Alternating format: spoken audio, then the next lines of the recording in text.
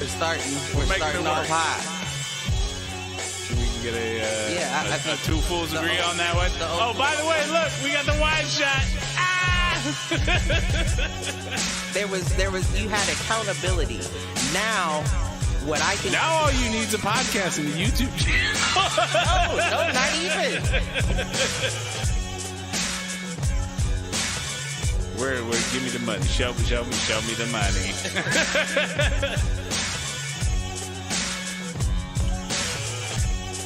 Apparently there's a Foolproof page.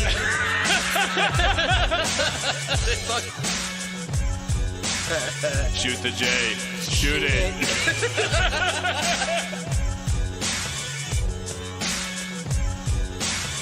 Live on Facebook.com/Foolproof Entertainment Network.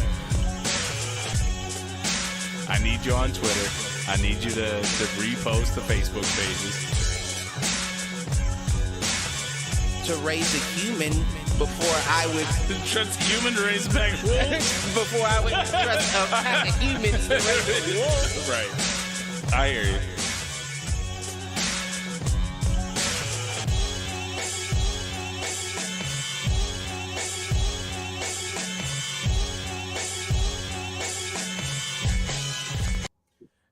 Yo, what up, fools? Welcome to another edition of Do Fools Agree. As always, I'm your host, Michael Reggie, here with my main man, Clifford Jordan Jennings. Who's that guy? Who's that guy? That little guy? Don't worry about that little guy. What is going on, sir? You know, holiday week. Right? Short work week. Can't complain too much. I mean, you could, but nobody would listen. Still got a couple tucked off in the chamber. I just ain't gonna fire them off. There you go. Oh, man. How was your holidays? I mean, it was all right. It was pretty chill. Went and hung out with KB, Sam, Tracy, all them last night. That's what's up. Got Andrew around noon. I mean, really, it's been a pretty chill couple of days, so no complaints. It was a much-needed break. That's what's up. That's always good. Right? So, do you need those glasses or you just wear them? I do. So I've worn contacts for like 10 years. And I got new ones probably... Actually, I've probably worn contacts for almost 20 years now. But I got new contacts, which actually work better for me during the day. But they dry my eyes out more at night. Right. So I've been going glasses a little more in the evening because these contacts, like, they've got blue blockers, so my eyes feel better at the end of the day, but they dry out faster than my old ones. So I've been switching up and going glasses at night just because I'm getting old and I need to be able to see. Oh, no. Then I just strain like the rest of us. I mean, that's an option. That's an option, I guess. I mean... I don't know. I've been I bought 2 pairs probably about a month ago. Glasses? Yeah. I've been liking them. Going back to old Listen, school. I ain't mad at you. It fits better with my wizard beard. I just need the beard to start going gray and we'll be all in business. Listen, don't fast forward. Sometimes fast forward. A wizard is never early, nor is he late. Clifford Baggins. All right. He arrives precisely when he means to. And I ain't no goddamn ring bearer neither. Cliff would have used the ring. I don't know. You don't know? There's a chance That's Cliff carries out the... Well, you're not carrying it so you're just leaving it where it is. Not my problem. What's the point of the ring? I mean, it was the... Like, I know it gives, like, the power and all that, and that big king wanted it, right, to wear. And I know that the point of the movie was to destroy it. Right. Take it to be destroyed. Yeah. Spot on. Because I don't think the evil king would have controlled or had the power to, like, wipe man from the face of the earth. All right. I ain't fucking around with shit like that. That's heroin. That's you know true. what I'm That's saying? one of Like those that's things you something try that you once may or not twice. make it back from. That's what happened to Frodo, man. He put it on one too many times. Listen, you Started may not having make it back problems. from that. That's not something that I'm interested in ever. That is that series of movies is like I call it my hibernation ritual. Once I'm done coaching high school football for the year, I will have like either a weekend or a couple weekends in a row where I just watch all of them. And that's me going into my cave for the winter. How many is it? 3? I mean, there's 3. The extended editions. The show now. The extended editions, though, that's 12 hours of film, and then you've got the 3 Hobbit movies, which is another 10 to 12 hours. Oh yeah, I forgot about the Hobbit movies. I don't think I've seen all of them. I think I only saw one. So literally, you could watch it for 24 hours straight. Now, I don't include the Hobbit movies because they're not as good. And nah, not the one I saw. I've watched about half of the show. I need to, like, one of these weekends when I don't have anything to do, I'll kind of buckle down, and that'll be what I do. And just watch it. The Hobbit one, that was the one where the little elves was fighting inside that cave. Yeah. Yeah, that's the only one I saw. Yeah. So, I don't know. It's all right, but it's the rest of it gets me going, and that's like I said, that's my hibernation ritual. That's what I do when I'm ready to kind of bunker down for the winter. Right. And didn't the one dude, what's his name? Is it the Baggins dude? Didn't he get caught in that one thing with the whatever that big thing was? He had to put the ring on to go invisible. Yeah. To hide from Smaug. I don't even know. I don't even remember what it was. I just remember something about it. Well, I saw it a while ago. I'm impressed. That was well done for not having seen it recently. So I remember shit. So I really didn't come up with too much for us to talk about tonight. I did title it "Foolishly Thankful" or "Thankfully Foolish." That's what I titled it. Listen, excellent marketing. So we can either do that, or we can do the one that you and I traded in text if you had prepared something. But I'm not gonna lie, I didn't really prepare anything either way. I do want to at some point talk about Wakanda Forever. We did have some folks from, I think, Hit the Showers that said that they were going to try to jump on, so we'll give them a little bit before I jump into that. But wanted to see if you had anything you wanted to get started with.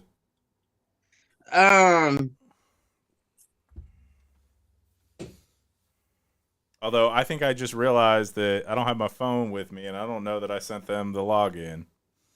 Oh, for real? Yeah, fucked up. Listen, fucking up. Yeah, nothing comes to mind immediately. I feel like I had something there. What did I have before we started? Before we sat down, something was on my mind. Well, you got any other inadvertents to get us going?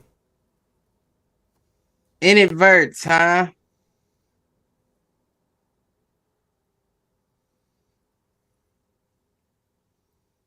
Do you think that we were... I don't know if I can say we. Well, yeah, but I guess so. Do you think that we were closer to water in our older? I mean, we all came from the water. Everything came from the water. What do you mean exactly? Like molecules and shit? I mean, the primordial ooze, the primordial ooze. Like, I'm talking like 65 billion years ago. All life came from the intermingling of, yes, exactly. Right. A single-celled organism in a puddle. Yeah, and I don't know that. Only reason why I asked that question is because I feel like all my thoughts come to me in the shower. Yeah. Well, let me say all your shower thoughts. Not always good thoughts. I'm not gonna say like they're always good thoughts, but that kind of took me down somewhere, right? Because in the shower, I think it's like what's the word I'm looking for? It's like a place of comfort. You know what I mean? It is. It reminds you you're in the womb. Is that what that is? Yeah. It's liquidy, is water. I don't remember the womb. No, you don't, but instinctually you do. It's warm and it's moist. It's also why we like other things so much. Listen, but you can't climb back in them. Oh, yes, you can. No, you can't. You can put a piece of yourself back in. Listen, but once again, that's like a covering up with a blanket and your legs are out. That's true. You know what I'm saying? Like, you still feel like everything's not right. But beyond that, the only reason why I thought that is in the shower, you know, like you're in a comfortable place. So it's usually like a time for you to think, thoughts come to you, shit like that. Oh, Les in the building. What up, Les? Nah, shit. What's going on, my guy? Shit, chilling, about to walk in the house. Okay. And now to finish my thought, right? It feels like all the good, not good thoughts. I don't want to say good thoughts because you can think about shitty shit in the shower as well. But it's like a controlled place for you to think, right? And I feel like I have a lot of breakthroughs, so to speak, in the shower. But then you put me in the ocean. And you're terrified. Exactly, because then the thoughts are still there. You know what I mean? Like the mind's still firing, but it's firing about different shit. You're not comfortable. You're in something hella big that you're not like, this is their place. You know what I'm saying? So you like, even when you see the fish like all around at your feet and shit, it's like I don't know if it's this isn't my safe space, but your shower is like, that is probably the safest and most comfortable place, especially a man can be in the world, is the bathroom in his own house. Yeah, I agree with that. So it makes sense that that's where like our thought processes would fire the most. Okay, so that's what I was looking for. I was looking for like, what could it be? Because I feel like something about water that fires the brain, which is why I asked, could we have been closer in one lifetime? And I don't mean us specifically, I mean like our ancestors. Like, I know we talk about the lost civilization of Atlantis that was built, you know, like in the middle of all that shit. So maybe people were a lot more advanced when it came to water. Like, there's that one tribe in, where is it? Wakanda. Nah, it's just like Indonesia, or I don't know where it is, but I just watched a documentary on them. But they're people that live on the sea. Well, I mean, I believe it. And they're in the water so much that their bodies have evolved to where they either produce or suppress carbon dioxide, to where they can literally be down in the ocean for like 10 minutes at a time before they have to come up for air, because that's what they do all day. Interesting. Like, their bodies have adapted to, it's some crazy shit, I'm telling you. Like, you gotta watch that documentary, and it shows them too. Like, they'll be at the bottom of the ocean, like just walking, like with a spear. Well, I mean, that makes sense though, because if you think about, if you go back far enough, if you go back to ancient civilizations before we became an agricultural society where we were farming the land, right? Where was your most plentiful source of food? It was the water. Yeah, that makes sense. It was lakes, oceans, like that's where you could find the most food in theory. I don't know. I feel like that's easier than hunting. That's why I feel like. So I feel like that depends, right? Because if the water was that plentiful of a source, I feel like fishing would be included in hunting, and it's not. It's a separate category. That's actually my point, though, is that fishing was hunting before hunting was hunting. You know, like if you look at the largest centers of population in the earth, I think that's geographical, though. I think there's certain people that listen. Look at the largest centers of population on the earth. They're coastal. Yeah. Now that's two things. Yeah. It's convenience, because if you're coming from somewhere else, the first place you're going to stop is the coast. Like, you're not going to travel too far inland, right? Right. But I mean, overall, like, that's where you see these population centers, is on the coasts. But that's why I also think, like, it would be geographical, right? Because some people didn't know shit about fishing. I mean, never fished in their life, and all they had to do was hunt. They didn't have the opportunity to fish. And then that's why they're separated, right? Because these people are like, we're hunting for fish. And the inland motherfuckers are like, that's not fucking hunting what you're doing. I hunt. I got to take down bears and deer and bison. You're putting a string in the water, sir. That's a fisherman. Right. Hunter.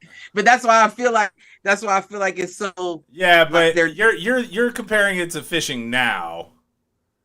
Like, fishing ancient times, I don't know that it was a hook on a string. A lot of that was spear fishing. Yeah, you got to catch a motherfucker with that spear and hope you hit his ass. Right. Even that, I don't. And really the diffusion in the water that makes the fish look like he's really over here, but he's really over here. I feel like hunting means, and of course it's evolved over the years, right? Now you got your motherfuckers in they blinders with a fucking rifle, but I feel like hunting gave off the indication that there was an immediate threat by whatever it is you were attempting to take down. Yeah. You know what I mean? If you taking down a deer with the spear, still a chance that he could gouge you with his antlers if he hits you right. Or, you know what I mean? Like, there's a danger about it, of you not coming home from that hunting outing. But that's not the same with fishing, unless you're fishing like big shit, like sharks and, like whales. Yeah, if you're not doing that, then you're just fishing, even if it is with a spear or a string. What you over there doing? Fixing the video since we have 3 people. It was awful. Oh, okay. I get what you're saying, though. I get what you're saying, Cliff. Yeah, I mean, I guess you could both call them. I mean, you could both say they were traditionally hunted. Then you could both put them under that category. Then. No, they are. They are both forms of hunting. And I guess to round it all the way back, I guess the question that to simplify what my inadvert was, is there a chemical reaction with human beings in the water? You know what I'm saying? I think there is. I think there is something instinctual about humans in the water, especially warm water. And I do. Why you say warm water? Because I do think it ties back to being in the womb. That's also why I think it's when you are in your house, in your own place of comfort, you already feel safe being in your own home. You add water to that mix. It definitely, that's the closest you can get to being back in the womb. Yeah. Yeah, I guess you're right. You know what I'm saying? Unless you're Joe Rogan and you got one of them fucking them sensory deprivation chambers with the salt water in that joint. Which would be probably the closest way you could get back on Earth, yes. That's ironic too, though, right? Because you think about from the womb being a place of comfort, but you see all of this claustrophobia everywhere. Yeah.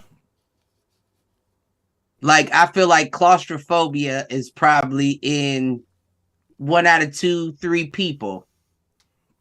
But the most safest or comfortable place you would have been is a constricted area. Like, could it be that some people don't find comfort or didn't find comfort in the womb, and they're like, nah, anything like that. Let me out, G. Let me out. Yeah, I don't like doors shut. I don't like none of that shit.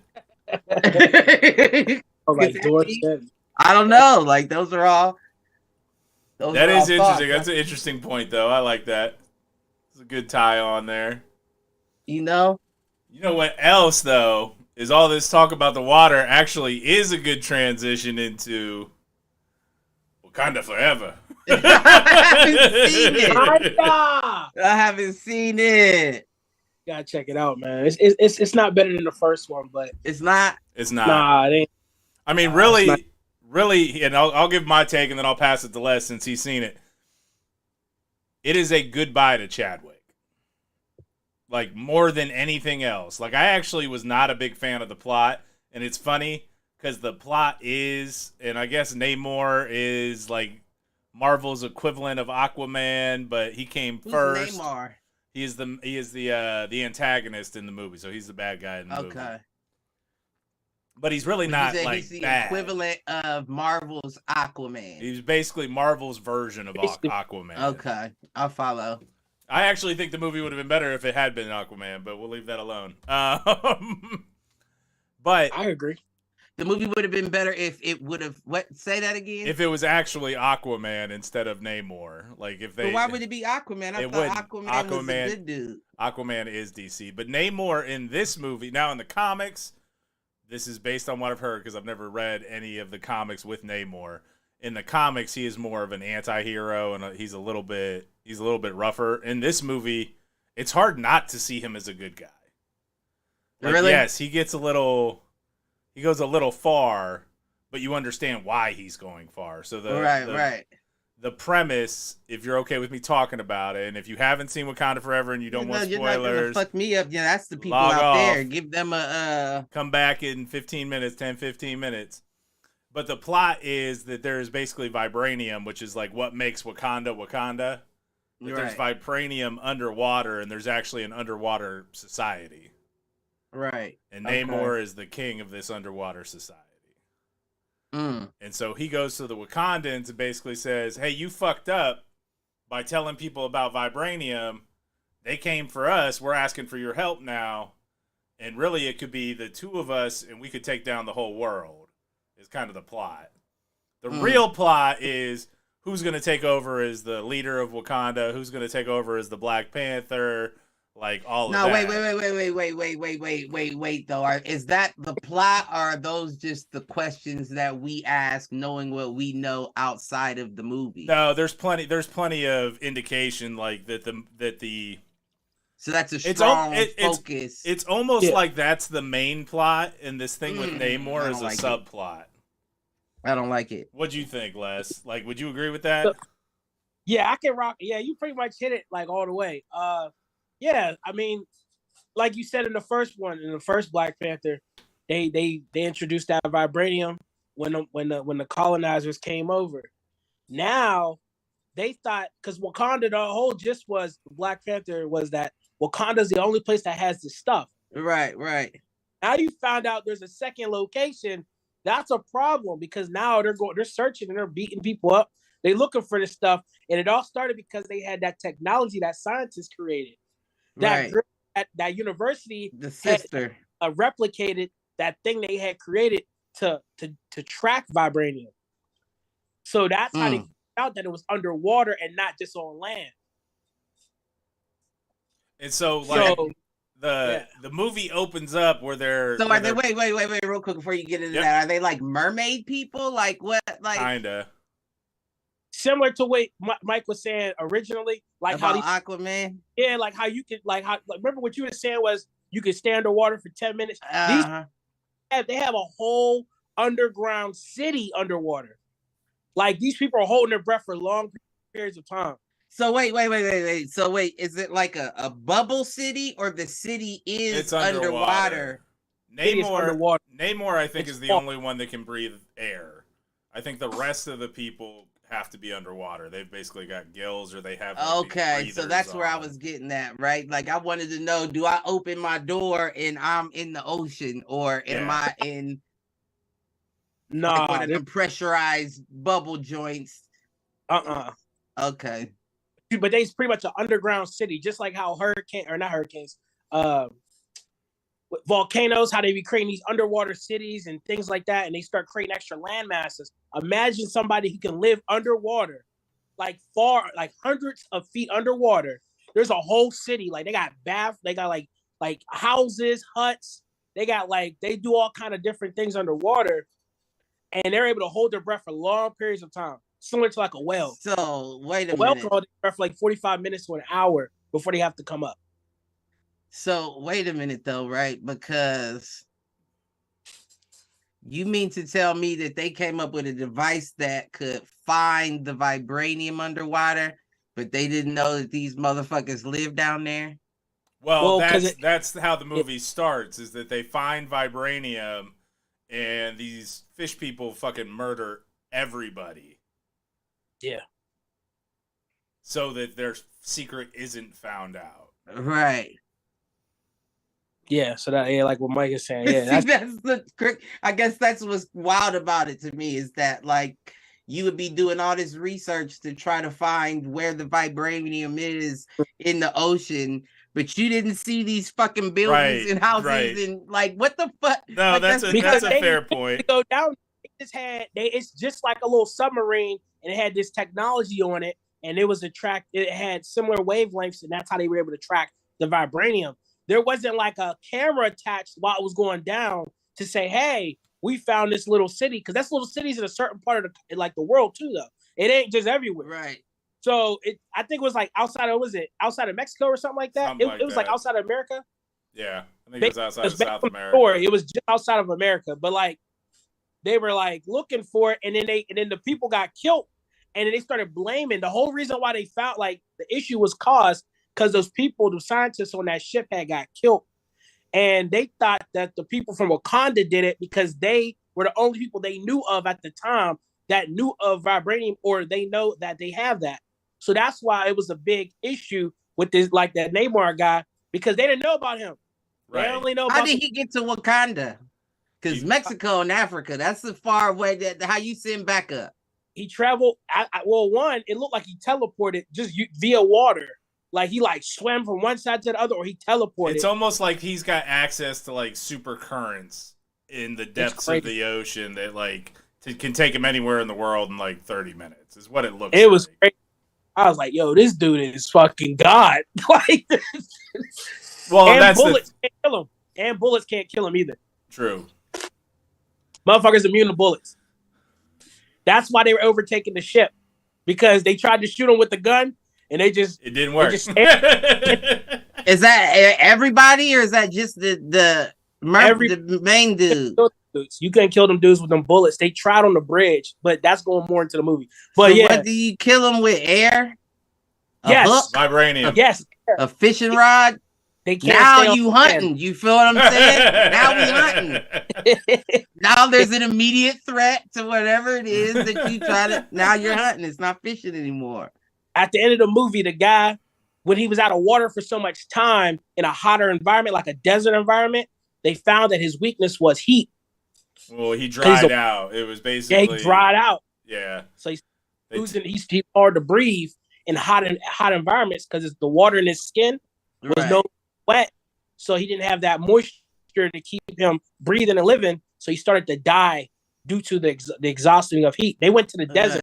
You gotta watch the movie, man. We don't want to get all into it. The movie's crazy, but it's not better than the first one. No, it's not. And what I do like, well, and going back to my point earlier, like this whole thing with like between Wakanda and the Talakans or whatever they are, like that almost feels like a subplot. Like the actual focus of the movie is on, I'll ruin it for you, is on Shuri becoming the Black Panther and kind of being that reluctant Black Panther and like doesn't want to become it. But they did a lot of stuff with it along the way. They announced that after he first passed. Sort of. Like, it wasn't ever confirmed. Now, that being said, yes, everybody thought Shuri was going to be it. Although I think they could have given it to, not Lupita Nyong'o, the other one, Michonne from Walking Dead. From the other... of the Dora Milaje. Yeah. But all of that, though, like, Angela Bassett steals the movie in every speech that she gives. So as the queen of Wakanda now, because she basically took back over as queen when T'Challa died. She's running shit. Like, they're early in the movie after this, or right before they do this, like, the whole, them finding vibranium in the ocean. Like, France, the U.S., they're basically at the United Nations, And she's there saying, no, we're not going to trade vibranium with you. And then they basically try to do an undercover op to go break into one of the Wakandan outreach facilities to steal vibranium. And they literally march these colonizers into the UN and says, consider taking your people back as a sign of our willingness to negotiate. And she gives them back alive. But, like, the speech that she gives with it is just fucking raw and powerful. And it's just, oh, my God. And she has another one later where she fires Michonne as, like, the general of the Dormelage. And she's like, no, you cost me my son and now my daughter. I'm not having it. And she kicks her out.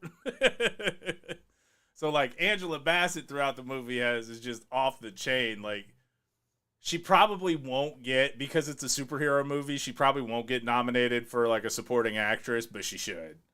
Because the speeches she gives, you're just like, I'm not talking. I don't know how I feel about it. OG for sure. We're not gonna ruin it for everybody else, but it gets dark, man. It gets dark in that movie some parts, man. It gets, you're like, damn, that happened. Fuck, you know, and then you be like, well, and there is some nerds. There is one cameo that the way that they did it. All right, so Cliff doesn't care. You and I have seen it less. No, again, if you don't want Black Panther spoilers, come back in 5 or 10 minutes. When Shuri does the herb, when Shuri takes the herb and she goes to the ancestral plane, guess who she sees? ha ha, Killmonger. She sees Killmonger. And Killmonger is basically saying, you're seeing me for a reason. Do what you're going to do. Do what you got to do. Mm-hmm. And so, like, Shuri's whole journey through all of this, her whole arc, like, she goes the revenge angle the same way Killmonger did, which is why she saw him in the ancestral plane and not T'Challa, not her mother, not her father. How did Black Panther die in the first place? They actually... Killmonger? No. Nah, because he killed him. Or he didn't kill him, but he sat with him at that sunrise when he died. They actually did a bit of life imitating art, imitating life. Like, in the movie starts off with T'Challa, and he's completely off screen, so you never see Chadwick. But he has fallen ill suddenly, and Shuri's trying to save him by, like, recreating the heart herb that Killmonger had burned all of it. Right. And she can't. And so, like, she's in a pit of depression throughout the entire movie because she feels like she should have been able to save him, and she couldn't. And so he died from, like, just a mysterious illness is how they talk about it in the movie. So it's basically like they took Chadwick's death and brought it into the movie. And I'm curious for this group in particular, like, there's been a fair amount of, like, dialogue on, like, Movieverse and Nerdverse Twitter about it. Like, is that re-traumatizing Black America talking about Chadwick dying of that again?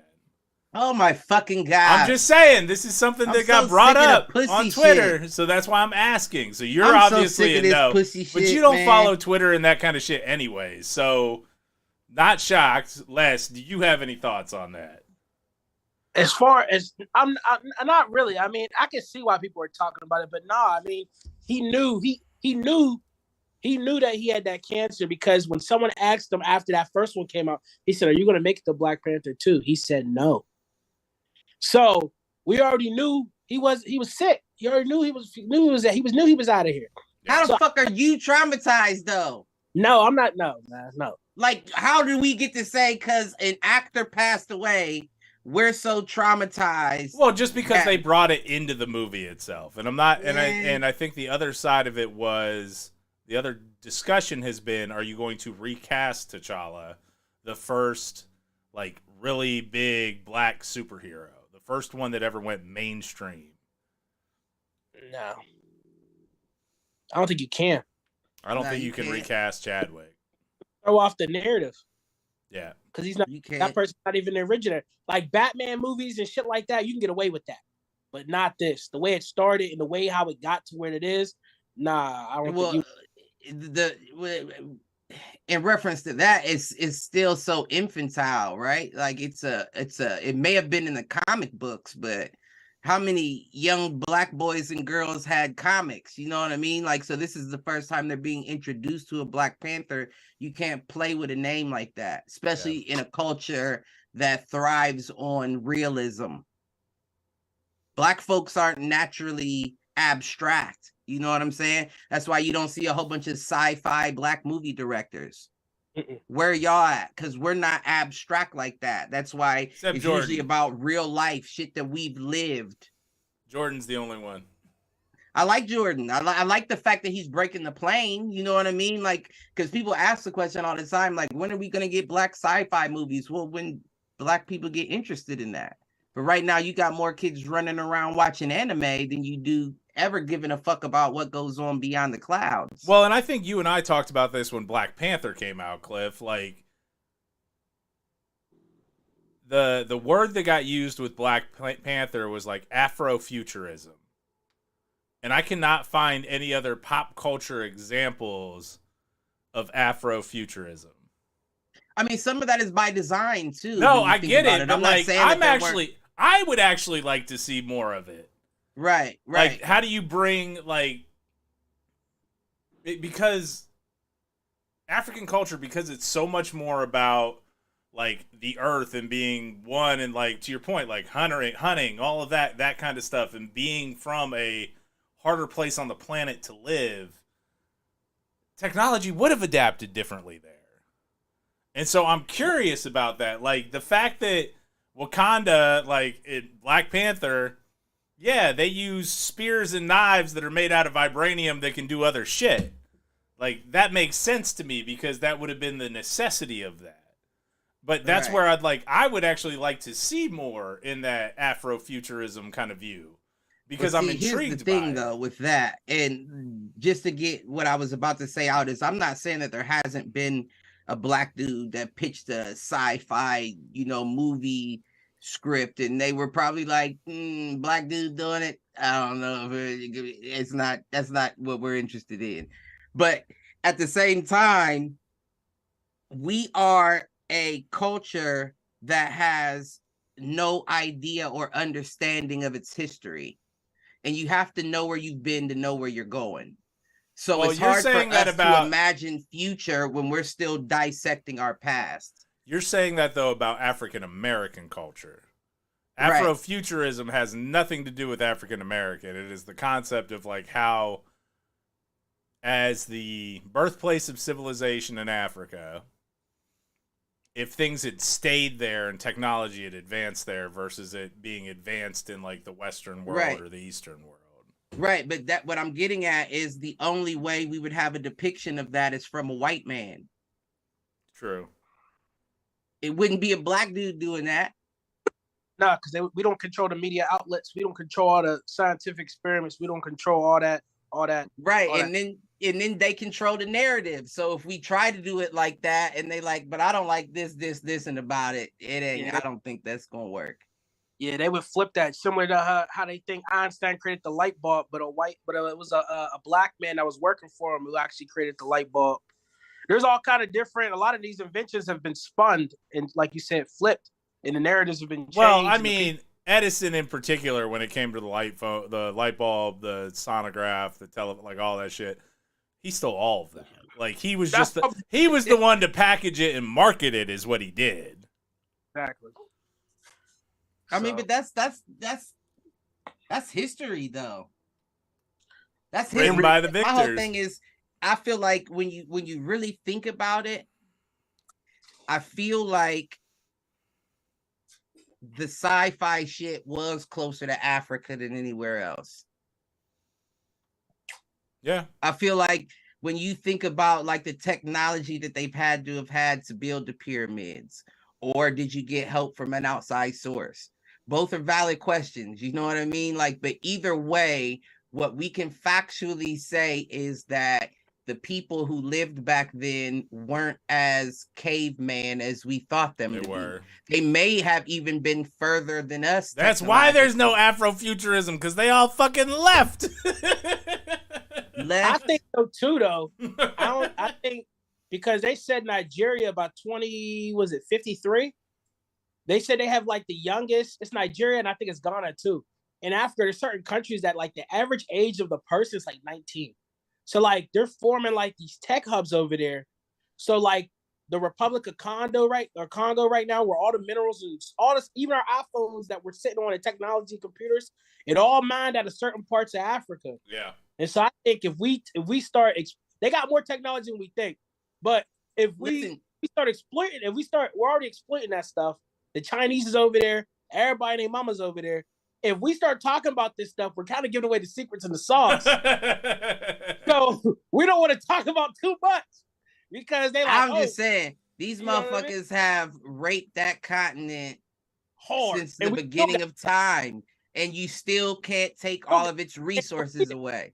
You can't. It's too much. There's a reason why they didn't send us back. There's a reason why they covered up history, and there's a reason why everybody said that it was a piece of shit place, but now everybody else is posting up there. Everybody, their mama's over that bitch right now. These are all mysteries. And to take it full circle, Mike, with your statement about life imitating art, imitating life, that's another reason why you won't see too much Afrofuturism, because we all know that there are pieces of history in your fiction. Yeah. And if you don't want us to ever have our history, you don't want to give us clues. You don't want to starting to wonder and look and research, because that's when, shit gets ugly. It's already starting to be that. This is the age of the discovery. Yeah. The internet's out. So now we can actually fact check your fucking books. Yeah. And who published them? Right. Because if a publisher has a certain agenda, if you know what publisher that is, to stay the fuck away from them. You go to the other guy who's fact and verified. That right there is the reason why the textbooks you see in the South are not the same textbooks that you see up north. Right. Way different. Because the publishers all have agenda ties. Listen, the whole world is an agenda. You wake up with an agenda. It's just whether or not you fighting for the light side or you with the dark. But you wake up with an agenda. My agenda is to motherfucking pay my bills. And some people do that by any means necessary. Some people do that on a larger scale. And then you got corruption and capitalism. True. World.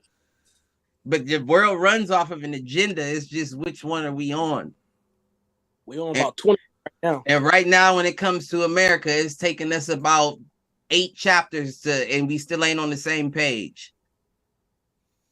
Mm-mm.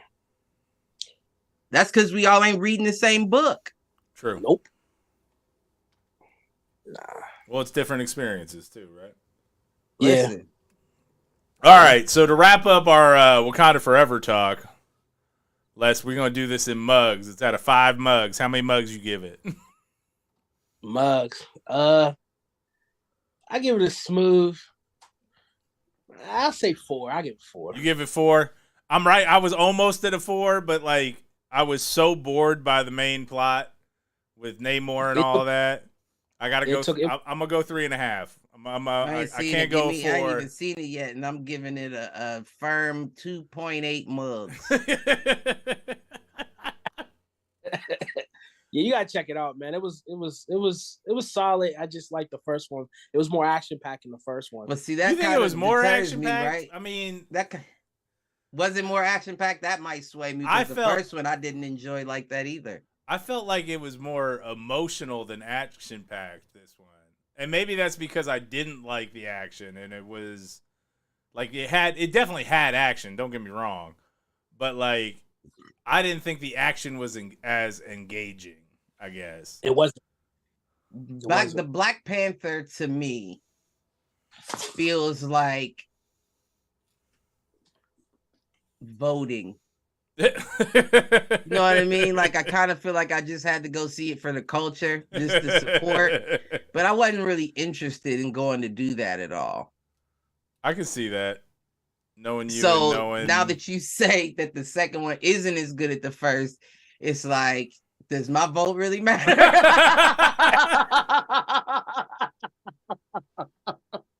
What is it? Participatory vote. Listen, I don't know if I need to go partake in this. I mean, you still need to go so that they give us the third one. So vote or see the movie. Which one? I'm at the movie. Okay. I know your vote doesn't count. Come on now. Listen. Goodness fucking gracious. Yeah. Oh, what else we man. got? Where did you have any introverts? I did not this week. My big one was I knew I wanted See how you come up? I come up with an introvert off the top of my head. You do, and I'm thinking about it. I'm thinking about it. I know you do. It was well done. Well, it was a good segue into Wakanda, and you didn't even know it. Or did I? No, you didn't. Or did I? No, you never fucking know. Oh, man. Nah, I didn't have one this week. I tried to think of one earlier, and I got distracted. I had one earlier. That's what I was trying to think of when I said that one, but it didn't come to me. So when I was riding home, I was like, I was looking. I know we don't want to go crazy on sports, to keep this away, but it really wasn't about sports. It was just about the pay. Why does the NHL pay this amount? When you see like these contracts, motherfucker will be like 5 year, 40 million. I'm like, 5 years, 40 million. I'm like, that sounds a little low. That's like what an NBA player can get for 1 year. That's because the ad money from it, it all comes back to money, dude. It all comes back to advertising money. If hockey was that popular and made that much money, like here's the deal. Hockey stadiums in general, unless they are shared with an NBA team, are not large stadiums. Nor do they draw the ad money that other sports draw. So that's what it all comes back to. That's a real loyalist sport. Yeah. First of all, how many motherfuckers are in a position to where they can play hockey? Even if you playing street hockey, everybody got to have rollerblades. Everybody got to have a stick. Got to have at least one net and a ball. It's a lot to ask for. And when you look at like the place that we are socioeconomically. And then to actually get on the ice and play for your school, now you got to get skates. You got to get pads. You got to get all that bullshit. You know what I'm saying? Like, that's not a sport that the average middle-class person can just jump right into. I agree with that. Basketball's popular because all you need is a ball. Right, in the court. A ball and a little... You can even in Africa they got hoops, man. Right, like, you can make your own if you ain't like if you really down bad. Like, come on, but everybody can participate with just this one object, this one ball. It's the same reason. It's the same reason. All you need is a flat surface and a ball. Football's a little different because you need pads and all that. That's why it's closer. Well, to right, hockey but I'm than talking basketball. about to get someone into the sport. But basketball and soccer are very similar in that regard. Right. All you need is a ball and a target. Right. To get someone into the sport, of course, once you start. But see, that's the thing. Even with football, it's so baked into our culture that you don't have to pay for those pads. Right. Teams may charge you a rental. You know what I mean? Like a $20 fee to rent the pads from us. But we've done this for so long, it's baked into our DNA that we have closets and closets full of old equipment. We'll make sure you're good. It's not like that with hockey. Okay, they so rich coming in, we expect you to have your own equipment. Right. So the disparity would be then the accessibility to a one sport over the other and popularity versus ad dollars. Right. Because if I can't play it, why am I going to be into it even if I like it? Like, I like the sport. And don't get me wrong, I played hockey on rollerblades before. But it's not interesting to me because, it's interesting to watch. I've said it all the time. Hockey's the best sport to watch live by far. Oh, it's fun to watch live. Right. But at the same time, it's not like you can reminisce about your step back jumper you hit on your friend at recess in the 4th grade. You know what I mean? Like, well, and to the point, have no connection to it. To the point in terms of accessibility, you can, but you got to grow up in places like Minnesota. like Buffalo, like Canada, like right. Russia, like Right. You got to be somewhere where the ice is out there and you can play on it. There's not a lot you of would think places Ohio like would that. be one. No, because Ohio doesn't get, unless you are far up north, the ice doesn't get cold enough to be on. It's not like you can go find a lake and go jump on it. You can't. I feel like it used to. Maybe. In PA, we got Lake Erie. You can. Well, and that's where I'm saying, like, northern Ohio, you can. You can do that in Cleveland. You can do it in Buffalo. You can do it in Erie. Like, but that's a small stretch of the U.S. that has that ability to do. Right. Yeah, so I get what you're saying. Okay, yeah, because I'm Let like the Cubans come out here and get them some hockey equipment and see how many goals get scored. These motherfuckers would be juggling the puck with their feet while they skate down the court. Motherfuckers, you give a motherfucker some practice, man. Listen, I'm telling you, It'll be nice. That's another reason why certain people don't watch it, because they like, I don't. Where's the black? Where's the color? There's nobody here. The black folks on hockey. It's a handful. There's at least probably one on every team, if not. Every team's got their token. Somewhat. I'll damn near get you there. You damn near there.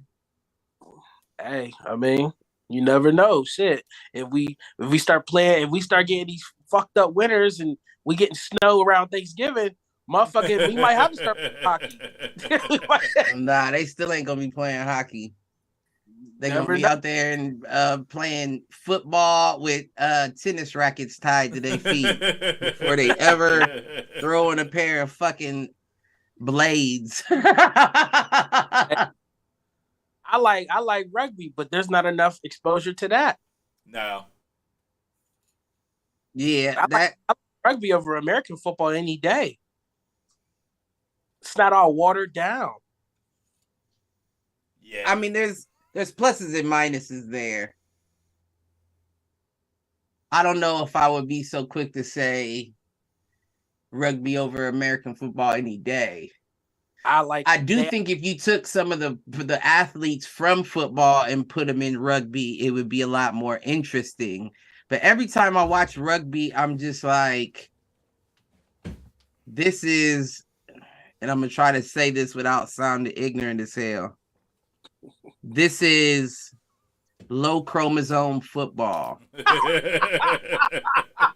You know what I mean? Like, this is all the people that aren't athletic enough to really make it on the field, but they willing to lower the shoulder and try to run somebody over. But you have no dexterity, agility. Like, you're not, you know what I mean? Like, I'm not saying that for everybody. That's a pretty blanket statement. But if you do, why are you playing rugby? Right.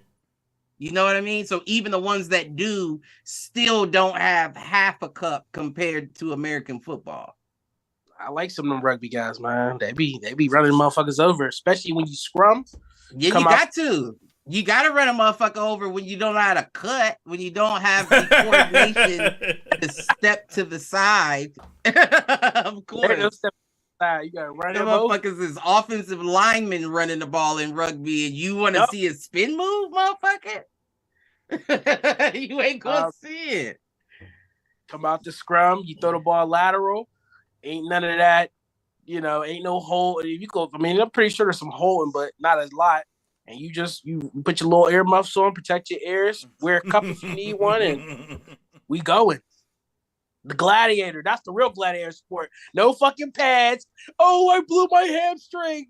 Oh, I tore my I do like that about it. I MCL. This turf fucked me up. All that bullshit. All them excuses go away. You play or you don't.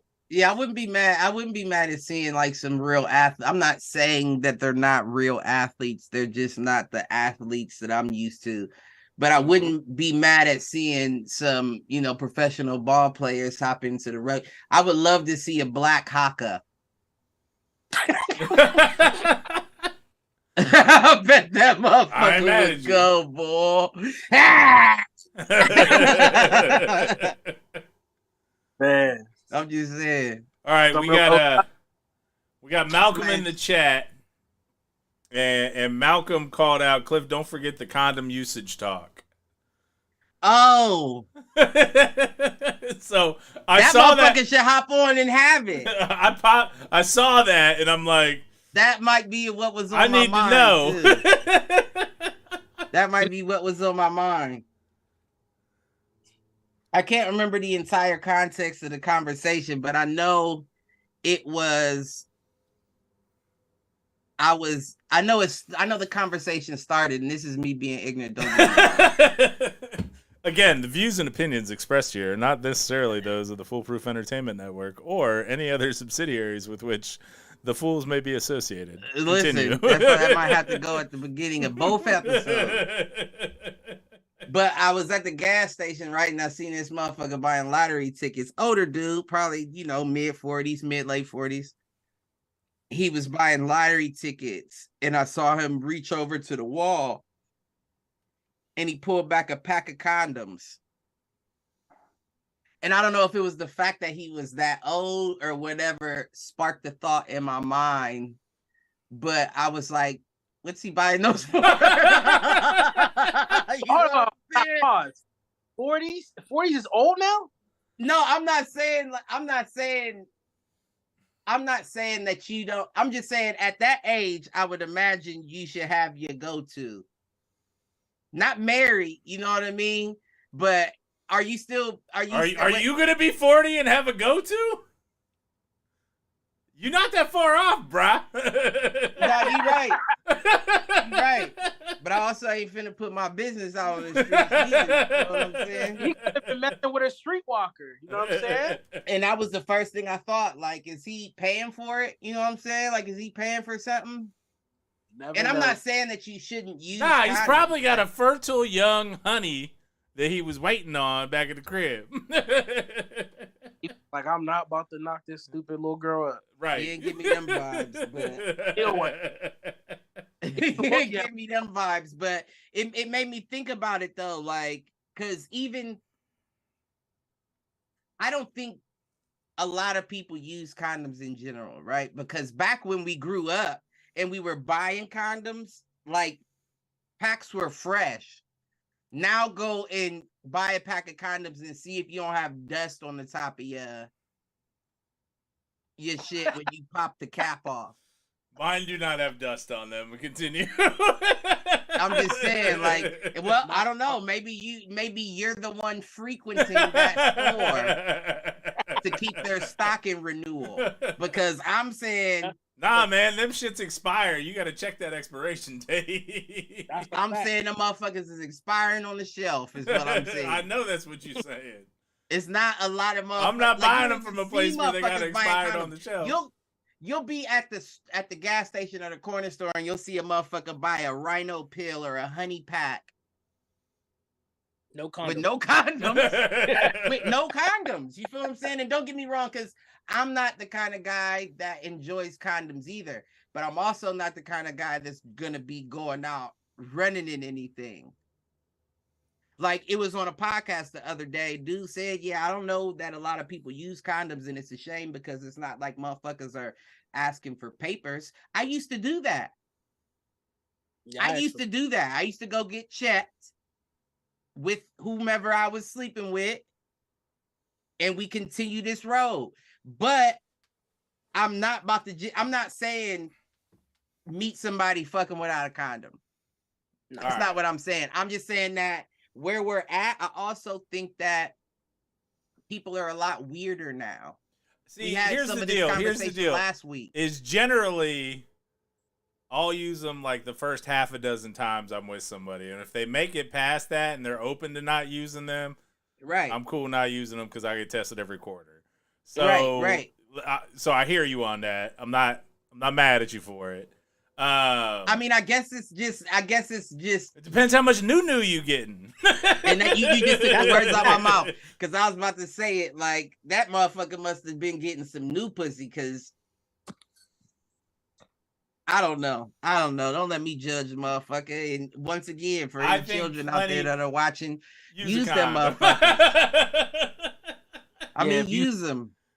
You got. Yeah, I don't know. If you first meet a shorty, like, like, let's say if you went out to the club hell yeah, use a condom. Like, you don't know where that bitch been at. But at the same time, if you with your partner or whatever, y'all been together for, let's say 6 months, 3 months, whatever you want to, whatever your year, whatever, you ain't gonna use a condom that whole time. No. But at the same time, though, if you're not worried about STDs, then you're all worried about pregnancy. So then at that point, you would still want to use a condom if your pull-out game is weak. So listen, I mean, it has multiple uses. I asked to see the paperwork on the IUD. Clifford asking about test results. I want the test results and when was that IUD installed. Oh, my pull-out game is on smoke bomb. You hear what I'm saying? Yeah, I'll be dressed. I'll be dressed by the time the smoke clear. You hear what I'm saying? You ain't sitting around in this. Cliff's going 1, shock on, 2, Gaiden, sock on, 3, saying? jeans on, 4, I'm done, shirt on, bye. Ninja Gaiden pull-out game. It's only, don't let them on top. Yeah, you better shove them off like I did. Push that bitch right off. Yeah, sometimes you got to. Yeah, control yourself. See, here's the I can't get off with somebody else on top. So yeah, I used to say that. But these girls been around the block a few times, so they more experienced. Listen, I'm just saying, motherfuckers, them angles work for us as well.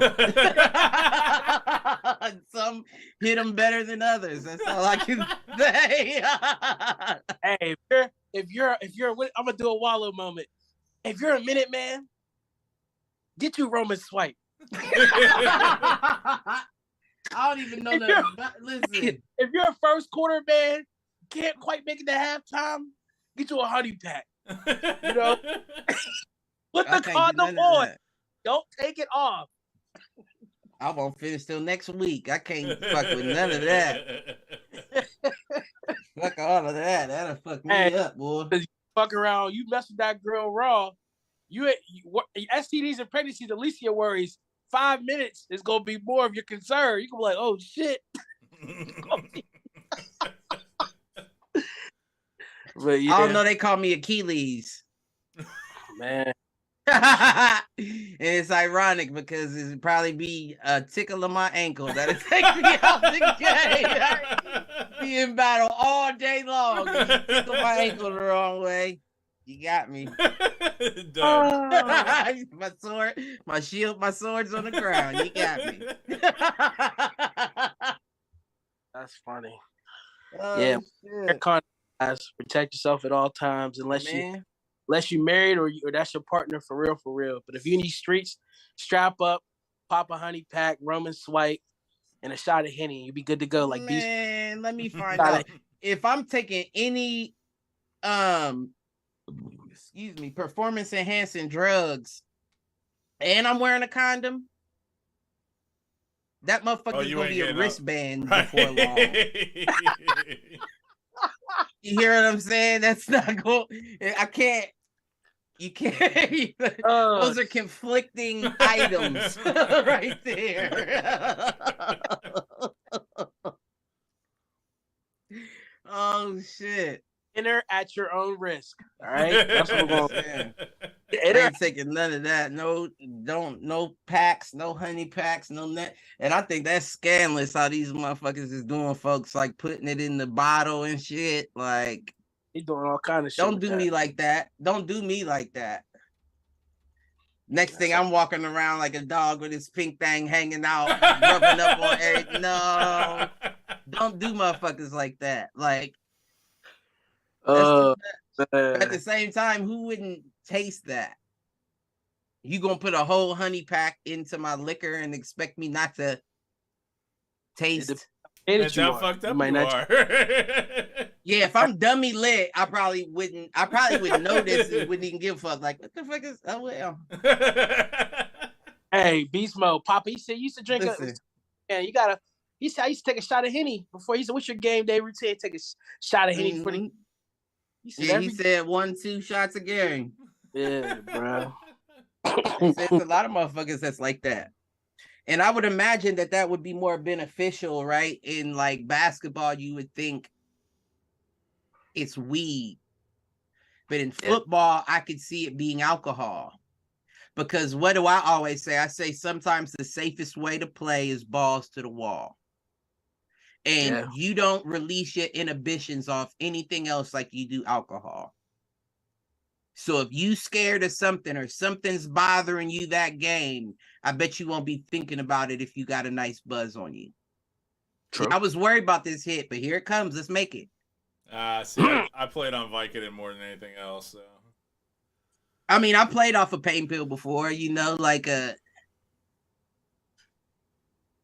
but a pill just stops you from thinking about the injury.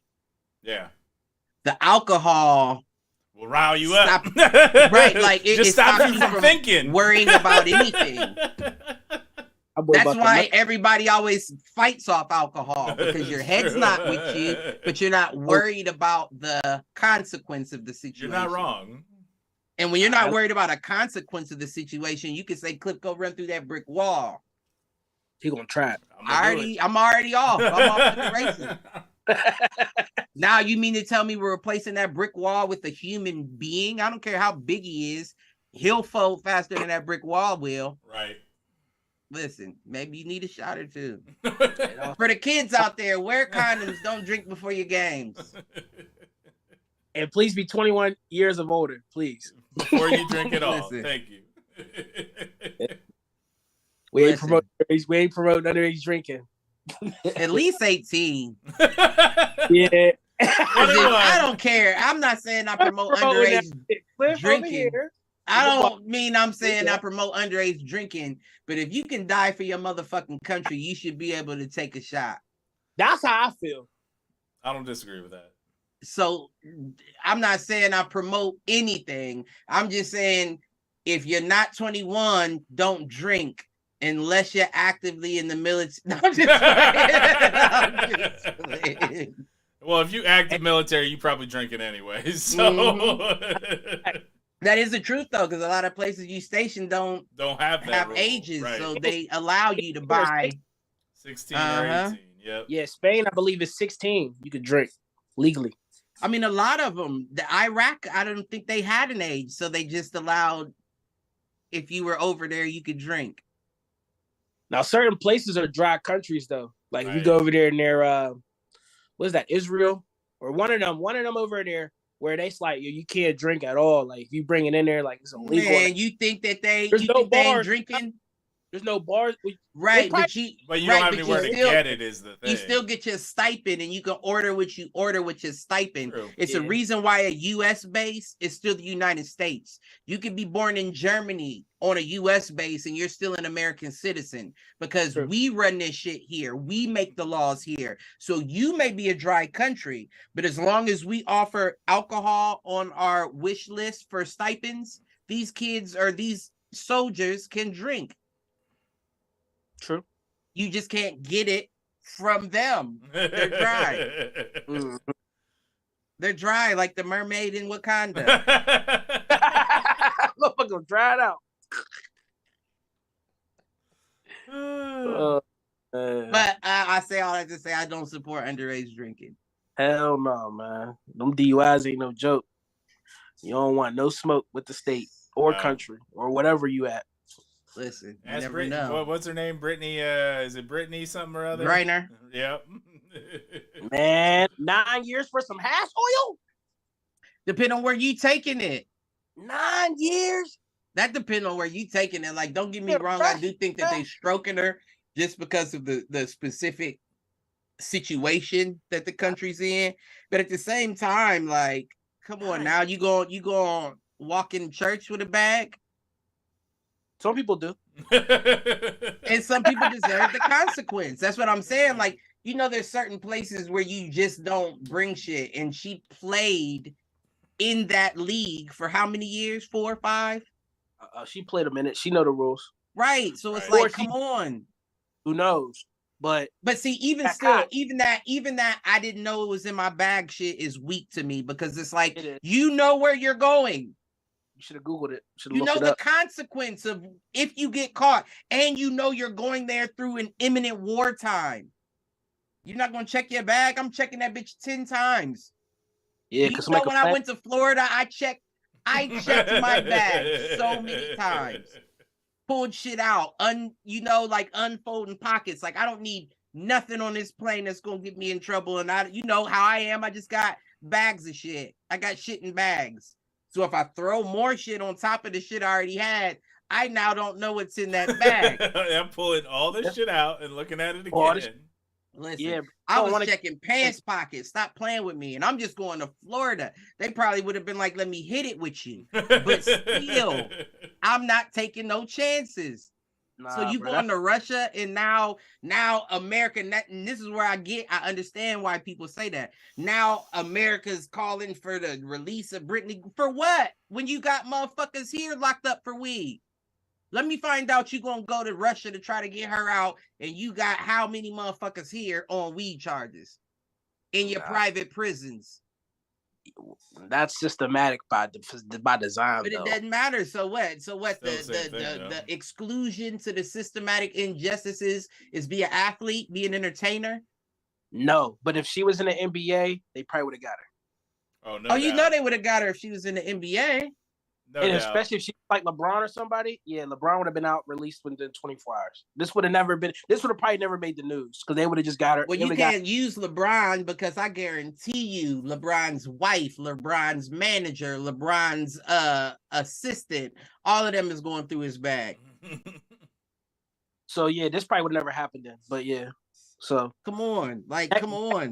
It would have had to have been a young dude like that, just young. And even still, I would still give him a little bit more leniency because it's like, you don't know anything about Russia. She played over there. She made this flight at least 5 other times. Yeah, she should have known the laws. And the war is starting, Brittany. Listen, I understand motherfuckers need money. Like, listen, I get it's about to be a war, but I still need this check. I get it. Go. But you better check and make sure you have no reason for them not to let you out. Yeah. Because they not playing. Man, stop. And you're going during a war. You knew that? Yeah, they ain't playing. They tried to do exchange for some other Russian criminal over here. For the warlord, the arms dealer. I don't know the dude's name. Can't think of his name. We talked about it on Hit the Showers a while ago. What is his name? Nah, they ain't doing that. But same situation with Williams, the nose tackle for the Jets. He carried that gun through JFK in New York. Why the hell would you take a gun on a plane, bro? Right. Especially in New York. It depends because you can take a gun, but it has to be unloaded, locked up, and in the safe. Yeah, he didn't declare, bro. He got on the plane. They charged him. That was a felony, bro. He could have went to jail for some real time.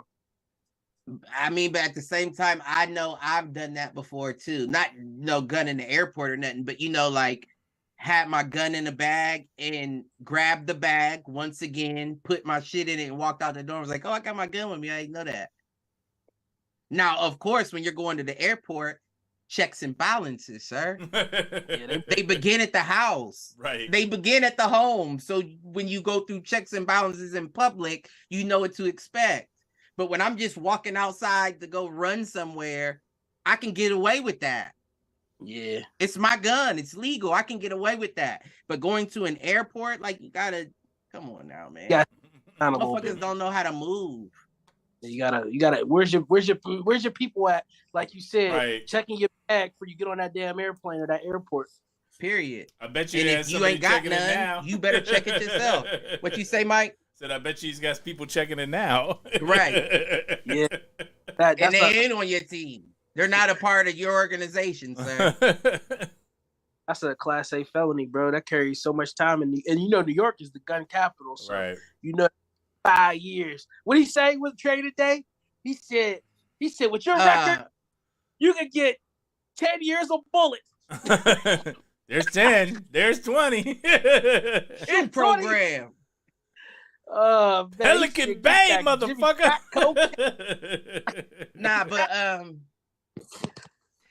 it came back to me. It came back to me. So what I was thinking about before the show. All right. What you got?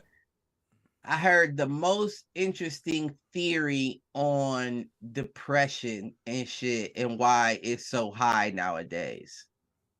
All right. And it's ironic, right? Because it came from a comedian, Theo Von. And he was on the Joe Rogan podcast, and the clip was on the YouTube Shorts, and he was like, I think I know where depression comes from. He didn't say it like that, but they were talking about it, and he was like you think about it from back in the day, like us living back in the day in the wild before everything was civilized, and we had to worry about hunting for our food or making sure tribes or other groups didn't encroach on our territory. Like there was a constant, like our body knew to always be on alert in those times. And he said, now that we're into this new age where all of our comforts are met, he said, your body still has the same alarm system. But now that it knows there isn't a bear outside your door, you don't have to, protect your wife from people coming in, raping and pillaging. You're fighting yourself on the inside. You know what I mean? Like you're thinking about the worst things you've done and dwelling on all the things in your life, and it's sending your body into like this alert shock because it needs to be alert. We're human beings. We have to be aware of things in order to survive. But since there's nothing of merit to be aware of, we're hyper aware of ourselves. There's no and external. Of course, there's no hypercritical as well. So there's no external threat. So we look to the internal one. Right, and that's why they feel that. That's why he said he feels that depression and anxiety and all that is on an all-time high. And I said that probably makes the most sense out of everything because we are more comfortable than we've ever been in our lives. Right. Like you need to, like, because you know how it is. Sometimes even like you had an alarm system, your alarm may go off without nobody ever being there. Right. But what does that do when that happens? Immediately you're on high alert because you're like, well, what was it? Was somebody actually here? Or is there a fault in the alarm? It's interesting that you say that because this goes back to, and I think we've talked about this a little bit, having the hardest year of my professional life coincide with the traumatic event of a separation and a divorce. And I've never been happier through any of this shit. But it's that good external force and those external, and it's not threats per se, but it's that external pressure, which I thrive on. Now, had work still been slow during all of this shit, it would have been bad for you. I could have spiraled. Right, it would have been bad. But the fact that work was like overwhelming at points, you didn't have time to. I've never been happier. This has been my happiest year in the last 20. Like that's some real white privilege shit to say. It is though. Because your threat isn't even a threat. It's the woman that that I had a child with. Whatever. That's always the biggest threat is a woman. Come on now. Listen, I'm trying to tell you, but it also kind of makes me feel like, is that why? And I know this is wild to say, right? But is that why mental health is not as talked about in the Black communities? Because if you think of it from that regard, we couldn't really be depressed. Because there are still active threats to our lives on a daily basis. I would think that would make us more anxious than anything. We get anxious when a police officer pulls up behind us, or anxious when we walk into a situation when a white woman feels uncomfortable and you like, oh, now they looking at me like I did something. Well, and as far as depressed, you still have alerts that go off that are valid in your life. And where you do hear about the Black community talking about mental health is the privileged Black community coming out and having who don't have as many threats. Because once you're of a certain tax bracket, now that threat level drops a good bit. Mm-hmm. Now you driving a Beamer with a collar and a vest over it. You don't have the same threat level as the guy driving the Beamer in the white t-shirt and the fitted cap. Right. Yeah. Yeah. Well, I thought about it and it feels like it makes sense to me. it makes sense to me because like don't get me wrong, I'm not saying that Black folks don't get depressed or aren't depressed, but when I do have issues, it's only like spurts of, you know, I have a 1 or 2 day where I'm like, fuck, like I can get through it, and then after that it's like, you good, you know, you back right, because some external pressure or threat has come up, I'm sure. Whether that you got bills due, you got something going on. Yeah, there's always something. It's, especially if you grow up like, that's always something, right? So like you said, it's always something. So I feel like you get numb to that. Bills are bills. I don't see you as a threat though. Like, yeah, of course, fair. I got a bill that $1,800 car bill I got to take care of, and my daughter's birthday and Christmas is coming around. But is it a threat? Nah. I got you. Somebody's trying to run up in your house, like you said, your alarm system go off. You like, damn, now I gotta like respond, right? And so now I'm like high alert, like you said, and you gotta handle what you gotta handle, and then it could be that, and then somebody in your family died that week, and then it'd be a whole bunch of shit, and you like, what the fuck is going on? And you start spiraling out of control. Right. So you don't got time to really be depressed. But then when you finally have time to really like think about things, and things finally like start the dust starts to settle or whatever, right? Then the depression will hit your ass. Or don't let your grandma that raised you pass away. That gonna shut you down. Yeah. I mean, all kinds of shit like that. It's a whole gang of shit like that. Mm-hmm. But I guess I'm kind of starting to wonder, like the same as we talked about water at the beginning. Is there a chemical reaction that happens in our brain when our cortisol and testosterone levels are heightened from being on alert? You know what I'm saying? Like, is there a release at that point? Like, when you go into high alert, your body instantly relaxes once it realizes the threat's not there. And if you don't ever go into high alert like that anymore, you may not be releasing whatever that chemical is that you need to get out of you to calm back down. You feel what I'm saying? No, I feel what you're saying. And that's why people like say working out's a good combat for depression, because it's that adrenaline release. Right. And the adrenaline release shuts other things down. It has to all be linked, which is why it's so dangerous for us to go into a era where we're talking about VRs and pods. Like, we're a couple hundreds of years from laying in a pod to live. Not wrong. Yeah. And then you don't have... What are you talking about, Cliff? We're already there. This is a simulation. You never know, but I've been pinching myself every day trying to wake up from the Matrix. And let's just say... if they got me in the sleep, it is a Dr. Kevorkian type coma is what they got going on. Red pill or blue pill? Listen, I don't know what pill I chose, but I keep banging my head up against this computer screen, and he's still here. Yeah, so I don't know if whatever pill they gave me worked, is what I'm saying. If I took the blue one, it wasn't strong enough. They should have doubled the dose, because I'm still awake in this bit. Trying to find a way out of the Matrix. And I know, let's be honest, I know it's only gonna be but so big, right? Because it's a pixel. Now we getting into Kanye talk, right? Like, he crazy. Yeah, no, you see a pixel at the bottom corner of your room by where you plug your charger in, and you stick your finger in it and you stretch it open like your iPhone screen, and you may walk right into your pod and be able to wake yourself up. My whole thing is, how do you jump down from there? We all saw the Matrix. It's a whole gang of the motherfuckers. I don't know how the fuck they jump down. I gotta ride the motherfucking security machine to the floor before I can escape. And then what is even escaping? How do we know that? Like, again, what are you escaping to?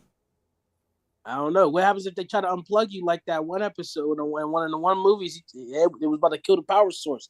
I'd imagine you died. It's stuck. I ain't scared of that though. You feel me? You can unplug me whenever you like, but my goal is to figure it out before you do. I want to know what the fuck is really going on here before you pull that shit out the back of my head. Agent Zero's on your ass for the rest of eternity. Listen, well, hello, Mr. Motherfucking Anderson. Mr. On your Anderson.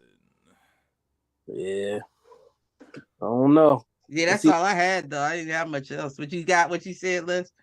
I said, yeah, nah. Did you hear about the Facebook with the VR thing? Where they was talking about how if you do that shit, if you die in the VR thing, you actually die in real life. What are you talking about a movie? You talking about what's that movie you always trying to promote to me? Ready Player One. Is that what you talking about? Ready Player Two? It's something similar. You put this headset on and you're in this VR world. You're in this virtual reality. And if you die in the game, you literally, they said you would die in real life. People How? like, I don't know. They got a needle in your Oculus that goes up to your forehead for when you. I don't know, man. Like I don't get it. I don't know how much it's on sale for, but people's buying that shit. I'm like, I ain't fucking with that. Oh, it's a specific brand, like it's like a console, and it goes over your head. You got the little lens, the regular. But it has a bullet in it, chambered in a 22 caliber.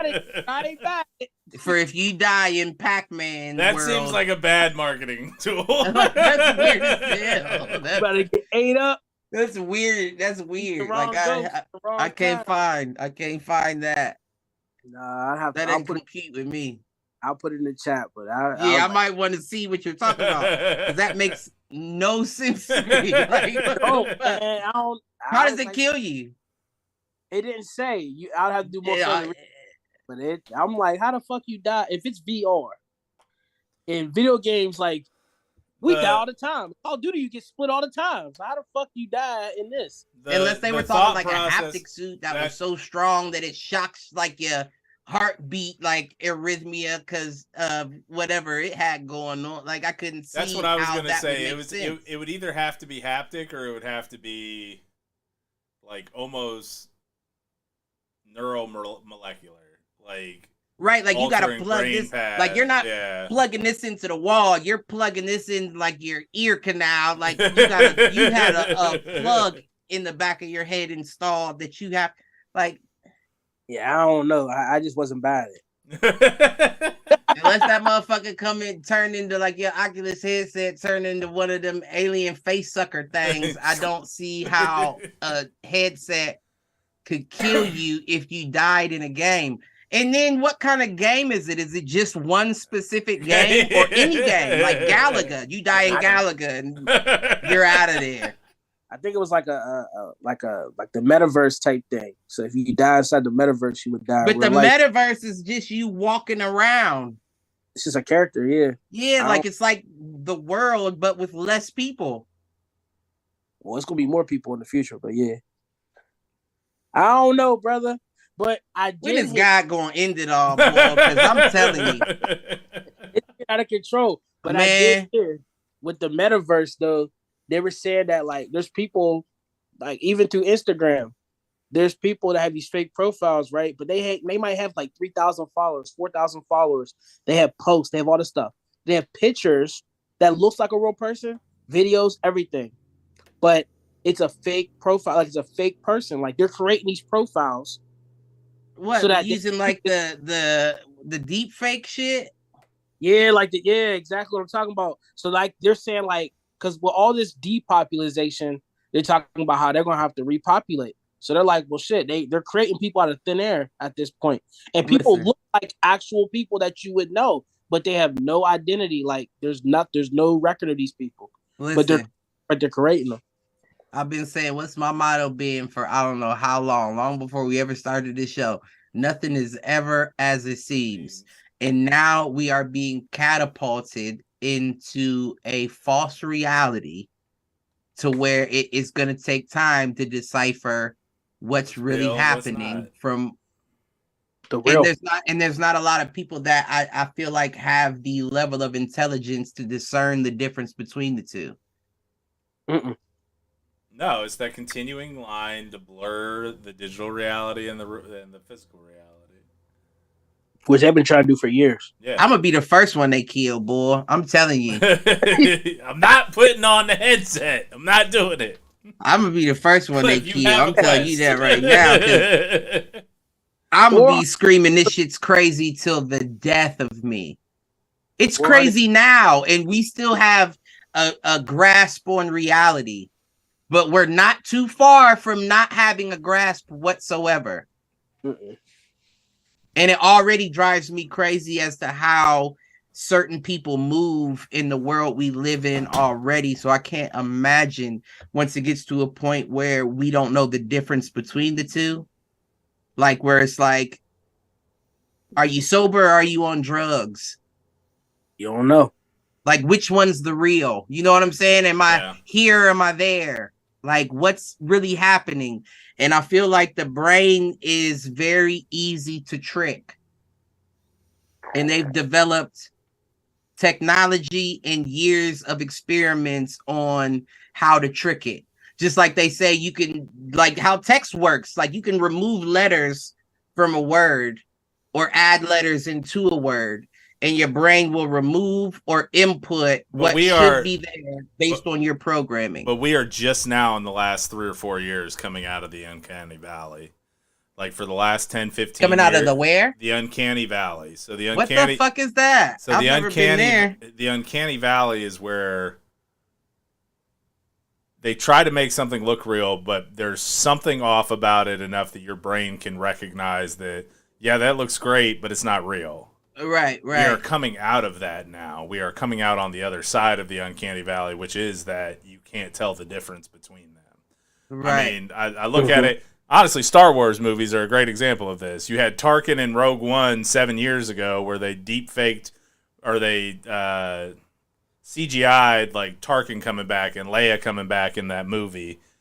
And now they're doing that shit with like Luke Skywalker in Mandalorian, and like just seeing the technological advances in that short amount of time. It's incredible. And yes, you can still see that. Yes, that's not Mark Hamill. That's not Luke Skywalker. But it's getting harder and harder to tell, and we are starting to come out on the other side of that uncanny valley where you're not going to be able to tell the difference without software to tell you. Neil Brennan was on a Flagrant 2 podcast, and he was saying, you know, like with the comedians, they'll do 3 different cuts. And they'll like, you know, wear the same outfit each time. So if it doesn't work in this show, you got a better laugh in this one, they can do it. He said in all 3 shows, he forgot to hit one line. And they went back and deep faked him saying the line into his comedy. And it was to the point that Netflix didn't even know if they could okay it, because it's like, well, yeah, it's you, but it's not you. Like, do you have your rights over your name and likeness to be able to deep fake yourself? And that's where I'm like, oh, we are getting into a wild era. Well, that's so they are in production on Indiana Jones 5. There is a scene in that movie where they deep fake Harrison Ford as a young Harrison Ford. They are starting to be able to do that. He probably doesn't get the money. They like, I don't know if we can owe you this money. No, because he's still in the movie. So like he's in the movie as like his current self. But that is a point that's been brought up a couple of times now. If you can find a lookalike that even looks halfway like the person, you can deep fake it to look like the person. Mm-hmm. And then on top of that, there is audio processing technology where you can pull, if you have recordings, like Cliff, you and I are fucked. Like if they want to steal our likeness to put us in something after we're gone, they got us talking for hours and hours and hours. 300 hours worth of audio on us. Yeah, you say fucked. I say save. Yeah, I know. I've been doing a podcast for a while now. I know. Was he wearing a Doofus Agree shirt when he said it? That wasn't me, Jack. I promise. But yeah, that's what I'm saying, though. Like, you can do that now. And you're starting to see it more and more. Like, we're not going to get future state actors because they're just going to deep fake old people. Actually, that comment about actors did bring me back to an inadvertent thought that I completely spaced on. Okay. Jonathan Majors. I don't know who that is. Jonathan Majors is the main character from Lovecraft Country on HBO. Went and saw Wakanda Forever. Dude. Yes. Went and saw Wakanda Forever. Literally 5 out of the 6 trailers were starring Jonathan Majors. He is going to be Kang the Conqueror in Quantumania and Ant-Man. He is going to be the fighter pilot in, I don't remember what the movie is. Devotion. Yep, I know what you're talking about. Devotion, yes. Thank you, Les. He is the villain in Creed 3.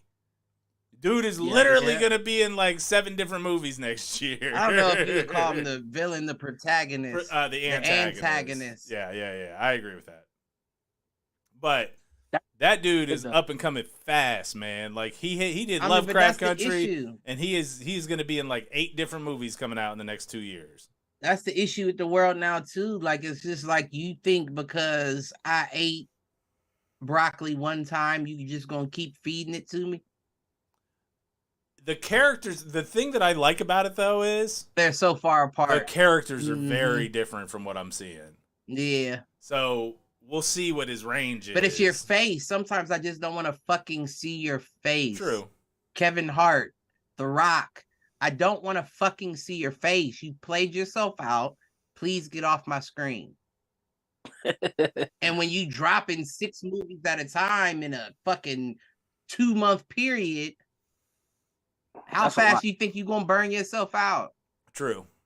The only thing that makes this one interesting is I don't know the timing of them shooting Lovecraft Country and when these other movies were filmed.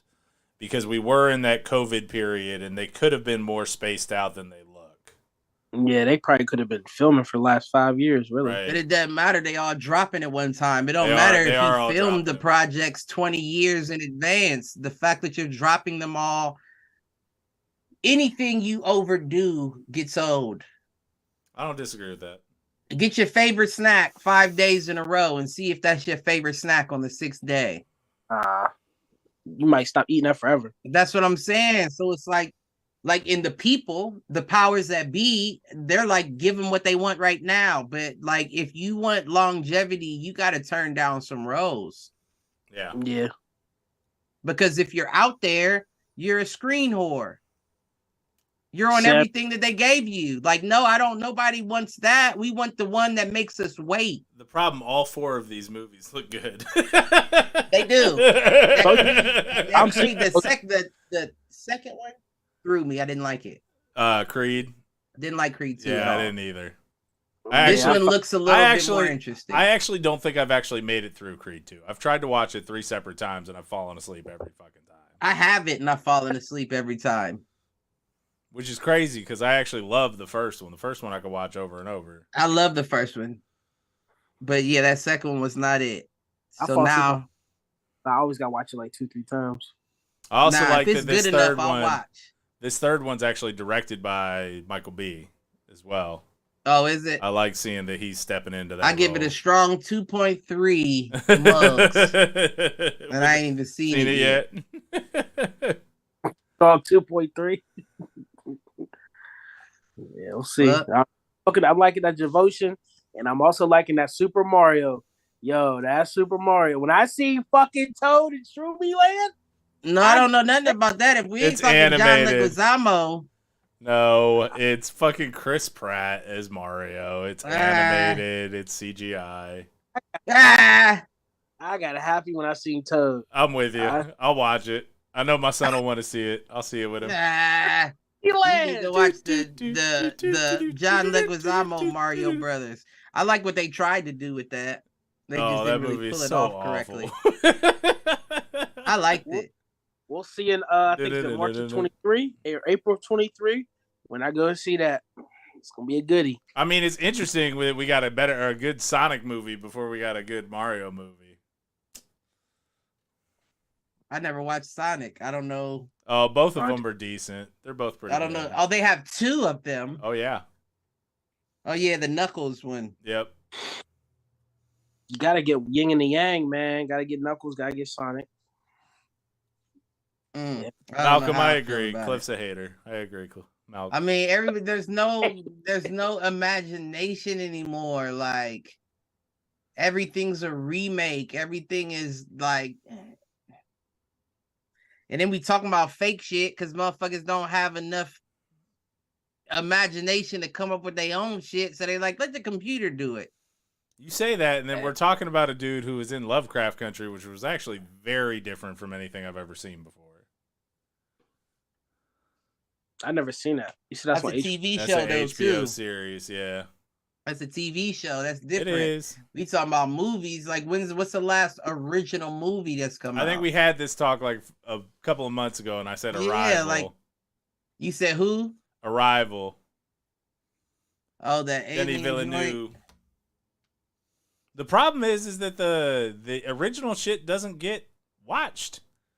Right, because listen, I'm telling you, because you can't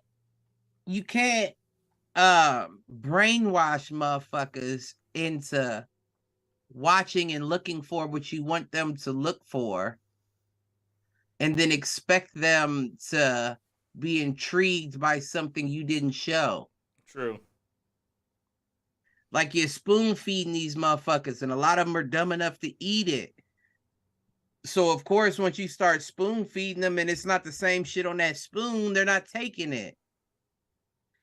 That's just the way the shit works. And it's just like, man, we think about deep fakes and VRs and metaverses, and now video games, you die when you lose. Might be a good way to go out. I don't know. We headed down a wild ass spot. And I think that is a perfect place to wrap this up. Les, you got anything to take us out? Anything you want to say before we wrap up here? And life is getting real tough. And they're going to be making fake beer soon. Fake beer? I need that. I might subscribe to that. You can drink it all day and never get drunk, but it tastes just like you. I can't subscribe to that. That's the shit Mike drinks. Heineken Zero, baby. Athletic Brewing Company. And I can't do that. What is it? Heineken 15. It's like 15 calories or some shit. Heineken Zero, Bud Zero. There's plenty of zeros out there. Like, what's the fucking point, man? Give me the calories, man. Come on. Hey, I ain't thinking about the fucking calories when you're drinking, motherfucker. I'm finna come out with Impossible beer. It ain't Impossible beer. Club soda, Pierre. That's about it. I ain't got nothing. All right, Cliff, what you got? Love everybody. Equally. Only the real ones, though. If you know that they fake, if they deep fake in there, if you know a robot, cut them. Speaking of which, I'm just playing. Speaking of the robots, before we exit, I'm just playing. The Tartans of Carnegie Mellon University, 11-0, going for 12-0 this weekend. We'll see. That's might have get they oil tested. Might lose the ring. Get they oil tested. All right. That's all we got tonight. Do us a favor, like, share, subscribe, all that good shit.